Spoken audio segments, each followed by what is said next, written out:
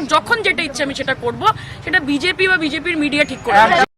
আমি কি করব সেটা বিজেপি নেতারা কিংবা তাদের নিউজ চ্যানেল বোঝাতে আসবে না। এটাই বললেন আমাদের মাননীয় বিধায়ক মহাশয়া ওরফে অভিনেত্রী সায়নী। শুনে নিন তার বক্তব্য।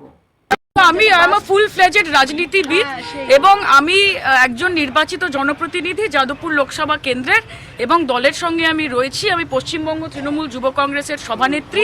আমার কাছে ইদার অর বলে কোনো অপশন নেই।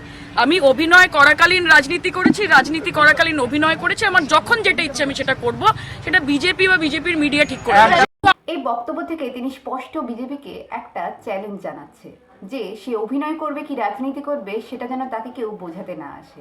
সে এতদিন যেটা করেছে নিজের ইচ্ছায় করেছে, তার যেটা ইচ্ছে সে সেটাই করবে। দল হেরে যাওয়ার পরেও তার মুখে এখনো এই কথাগুলোই কিন্তু রয়েছে। সে কি করবে সেটা সম্পূর্ণ তার ব্যাপার। তাহলে আপনাদের কি মতামত অবশ্যই কমেন্টে জানাতে ভুলবেন না।